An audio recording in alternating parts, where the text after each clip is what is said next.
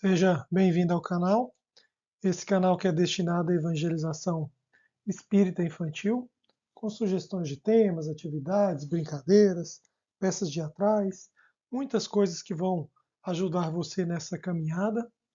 O tema da aula de hoje é Jesus, vida e infância, ou infância e vida. É importante que o evangelizador estude o tema, para melhor conversar com as crianças. Além disso, é necessário adequar o conteúdo da faixa etária. Nossa sugestão de leitura hoje é o livro Boa Nova, de Chico Xavier, e também o Novo Testamento, né, que trazem as histórias de Jesus. Você também pode obter de alguns sites pela internet, mas esses dois livros, né, trazem muitas coisas interessantes, né, sobre a história, que é o objetivo da aula de hoje. Essa aula é sugerida para crianças de 5 a 13 anos. A duração é de cerca de 50 minutos. O nosso cronograma, né, tem o primeiro momento, que é uma oração com todas as crianças, para agradecer a oportunidade, né, e pedir ajuda aos espíritos superiores para harmonizar o ambiente e nos inspirar. A gente sempre pergunta se uma criança gostaria de fazer a oração. E, no segundo momento, o evangelizador explica para as crianças que na época de Jesus, há mais de 2000 anos, não existia a tecnologia que temos hoje. Não era fácil registrar todos os acontecimentos, né? Hoje a gente tem celular com câmera, né? A gente consegue, por exemplo, estar fazendo esse vídeo aqui que vai ficar disponível no YouTube, né? Por provavelmente muitos anos. Então a gente consegue registrar muitas coisas de forma fácil. Mas naquela época, né, muitos fatos eram contados pelas pessoas de geração em geração e podem não ter sido tão precisos. Muitas palavras não têm o mesmo significado que conhecemos hoje, né? Por exemplo, aquela narrativa, né? Mais fácil um camelo passar no vão da agulha, né, do que o rico entrar no reino dos céus, né? Por exemplo, a ideia do camelo, né, foi alterada, né? As mais conhecidas narrativas sobre Jesus são de Mateus, apóstolo de Jesus, e Lucas, que foi um discípulo, né, um aluno dos apóstolos. João também, é interessante também as narrativas de João. Então, o que sabemos, e aqui o evangelizador conversa com as crianças sobre isso, e é importante que o evangelizador, nesse momento, tenha preparado algumas figuras, como as que a gente vai mostrar aqui, para ir mostrando para as crianças, né, no decorrer da história, ou caso seja disponível, né, um computador ou até um celular, mostrar essas imagens separadas numa apresentação ou num PDF do celular né, para as crianças trabalharem também o visual. Então, começando a história, né, sabemos que o imperador romano daquela época determinou que fosse feito um censo. Né? O que é um censo? A contagem dos moradores de um lugar.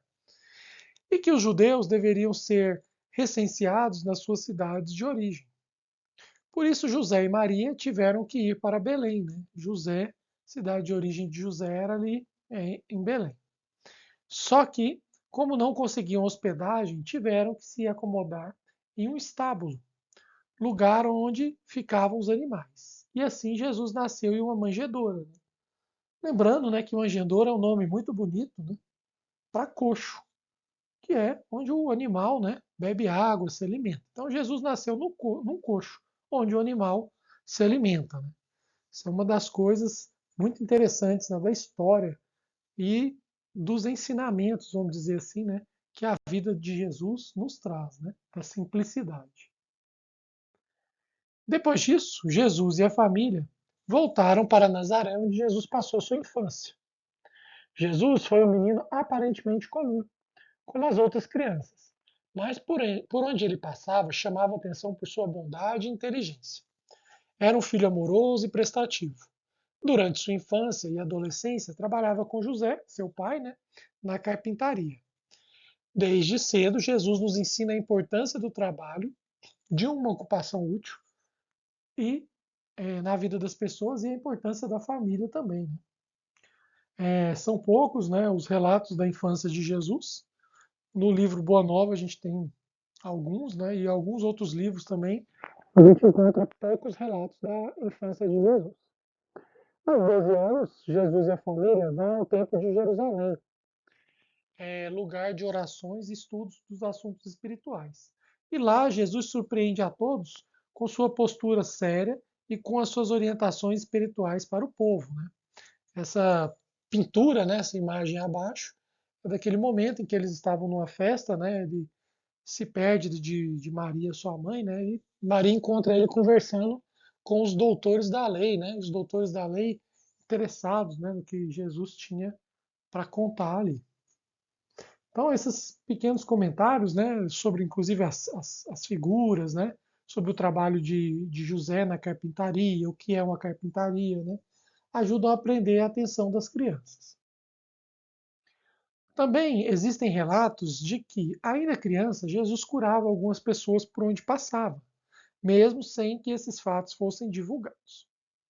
Mas é por volta dos seus 30 anos de idade que Jesus passa a ser conhecido pelas pessoas, quando começa a fazer pregações, ou seja, falar porque ele tinha vindo à Terra, e é quando ele, através de seu amor infinito e sua inteligência, começa a manipular os fluidos e energias para curar as pessoas, realizar fenômenos, né, que as pessoas chamavam de milagres.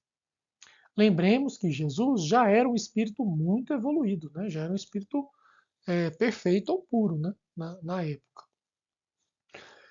Como hoje em dia, um cientista que dedicou uma vida inteira no estudo de alguns componentes químicos pode transformar, criar, reproduzir um medicamento no seu laboratório.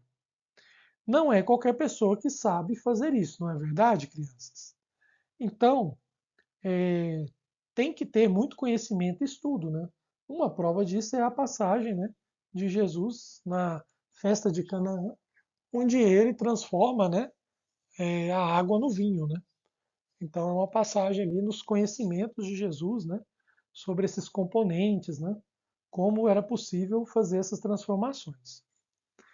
E Jesus tinha um conhecimento e inteligência suficientes para manipular diversos elementos da Terra e fazer o que ele achava importante e necessário. Então a gente tem muitas curas, né, muitas, como disse aqui, né, coisas, né, que foram identificadas como milagres, que comprovam, né, essa inteligência e esse conhecimento de Jesus. Porém, né, nem todas as pessoas eram curadas por Jesus. E isso não era maldade. É que nem todas as pessoas estavam prontas para entender o amor de Deus e ainda eram tão duras de coração que voltariam ao erro se conseguissem enxergar ou andar novamente. E Jesus sabia de tudo isso, só de olhar para a pessoa, né? Como a gente tem um outro livro também chamado Ave Luz, que demonstra essas questões, né, dessa sensibilidade de Jesus. E aqui nessas figuras, né, a gente vê Jesus curando as pessoas simplesmente as tocando. Né? Foi também nessa época que Jesus escolheu os 12 apóstolos, que foram os homens que acompanharam o Mestre nas suas pregações. Eram, na maioria, pescadores, homens simples, comerciantes, né? Mas que já tinham alguma capacidade espiritual para acompanhar Jesus. Temos ali, né, a figura Jesus caminhando ali perto dos pescadores, e também a representação, né, da última ceia, Jesus e seus apóstolos. Né? E aqui uma observação, mais uma vez a gente cita o livro Ave Luz, que também trata apresenta, né, os discípulos de Jesus. Bem interessante. Jesus gostava de contar histórias, né, para exemplificar seus ensinamentos e também como forma de facilitar o entendimento, né, as famosas parábolas. Né? Sua voz era forte e encantava todos que o escutavam. Quando ele ia para a praia com seus seguidores, logo as pessoas começavam a se juntar em torno dele e ficavam envolvidas pelo seu carisma, pelo seu magnetismo. Muitas pessoas começavam a pensar melhor sobre as suas experiências, sobre seus problemas, sobre sua vida, né? E alguns até mudavam a forma de viver, abandonando os vícios, os crimes, né? Seus olhos, né, os olhos de Jesus, eram de um brilho de quem o via jamais esquecia. Por todo o seu amor e sua forma tão sábia de ensinar, Jesus era chamado de mestre, né? Mestre dos mestres. Em todos os momentos, o Divino Mestre Agia com simplicidade e sabedoria. E não julgava ninguém, né? Pois sabia que todos ao seu redor eram espíritos que estavam aprendendo. Ele simplesmente esclarecia e dizia: vá e não peque mais, né? A gente tem um exemplo aqui da mulher adúltera, né? Por exemplo, que ia ser apedrejada, né? E Jesus também não a julga, né? Jesus era uma pessoa alegre, apreciava o contato com a natureza e gostava de ir à casa de seus amigos, ouvir suas dúvidas, seus medos, e depois que ele saía, sempre ficava aquele clima de paz infinita. Aqui, uma figura, né, de Jesus conversando, né, com as pessoas. Acontece que ao pregar o amor, a justiça, o perdão, o desapego às coisas materiais, Jesus não agradou aos poderosos. E quando Jesus falava no reino de Deus e da igualdade entre os homens, os sacerdotes pensavam que perderiam seus cargos, que não teriam mais escravos, e assim começaram a fazer manobras para eliminar Jesus de suas vidas. Foi assim que prenderam e crucificaram o Cristo, acreditando que tudo ficaria resolvido. Só não imaginavam que os ensinamentos de amor que o Mestre deixou ficariam para a eternidade. Após a morte de Jesus, após a morte, Jesus se apresenta para os apóstolos e outros amigos mais próximos, com o seu corpo espiritual. Claro que teria que ser com a mesma aparência para que os apóstolos o reconhecessem. E esse reencontro encheu de coragem os seus seguidores, que passaram a transmitir tudo o que aprenderam e buscavam ajudar as pessoas mais necessitadas, tanto no sentido material como no emocional. Então, a crucificação de Jesus serviu para comprovar os seus ensinamentos, né? Que a morte não existe, que a gente tem um corpo espiritual, que continuamos vivos, né? Depois da desencarnação. Então, por isso seus seguidores, né, se encheram de coragem, né? Pois estava demonstrado ali o que Jesus disse o tempo todo. E hoje Jesus continua cuidando do nosso planeta e de todos nós. Ele nos convida todos os dias para reencontrarmos com Ele em cada ato de amor, bondade e justiça que busquemos. E também nos reencontra na oração, ouvindo nossos medos, nossos anseios, assim como ele fazia ao anoitecer na casa de Pedro, em Cafarnaum, à beira do lago de Genezaré. E depois de contar a história para as crianças, mostrar imagens, né, de alguns acontecimentos, a gente vai para a nossa atividade prática. Como atividade prática, o evangelizador pode separar algumas perguntas sobre a história para verificar se as crianças prestaram atenção. Exemplo, onde Jesus nasceu, como se chamava o pai de Jesus, com que o pai de Jesus trabalhava, por que Jesus foi morto, o que aconteceu depois da morte de Jesus, né? E sugere-se também que o evangelizador leve um desenho impresso para as crianças colorirem, né? Como vocês estão vendo essas fotografias, essa foi a nossa atividade, né?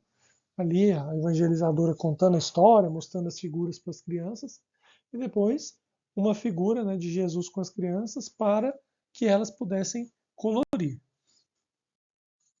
E no nosso último momento, a gente faz uma oração de encerramento com todas as crianças. E a gente pergunta mais uma vez se alguma gostaria de fazer oração e a gente pede para que elas organizem a sala. Guardem os lápis de cores, voltem as cadeiras para o lugar. É isso, pessoal. Aqui a gente fica e finaliza a nossa sugestão de aula sobre Jesus, a sua infância e a sua vida. Que assim seja, fiquem todos com Deus e boa evangelização.